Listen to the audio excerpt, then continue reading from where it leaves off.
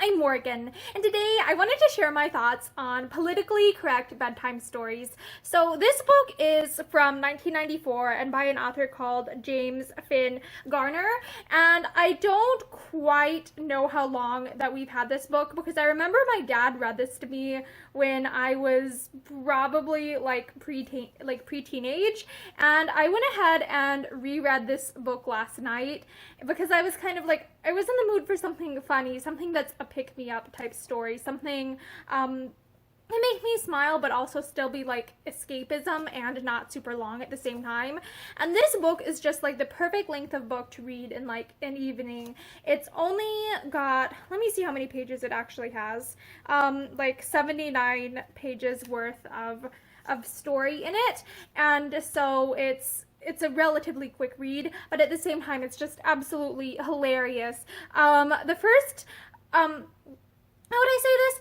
The first time that I learned about the alternative spellings for like words like women and stuff, I think was from this book. It was really in a lot of ways ahead of its time. Whether you look at the book as like, oh my gosh, this is like the ideal world, everything should be like this, or whether you look at the book as like, oh wow, this is satire, this is making fun of how absolutely ridiculous the world's gotten. Like regardless of how you interpret the story, I think it's really enjoyable, and I think it's open to interpretation like both ways, whether you think it's good or whether you think it's like out there, outrageous, insane, etc.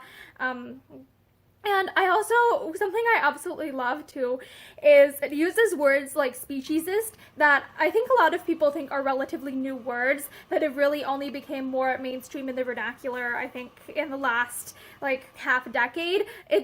I love how this book actually includes these things. So a lot of things that I think like really, I think of as being relatively new, it's like, no, these things have been around at least since the 90s. So yeah, I really thought politically correct bedtime stories was absolutely, it's hilarious, it's engaging, it's modern escapism, I would say. And it also, I think it stays true to like how a lot of traditional fairy tales are, where there's stuff that it's like really gory or violent, where it's like, okay, this is a little, but I like how this book did keep with that, because I feel like it keeps in the themes of actual like fairy tales, because a lot of fairy tales are like really quite grisly and involve major character death. And so I like that even though it's politically correct bedtime stories, this book still kept true to that.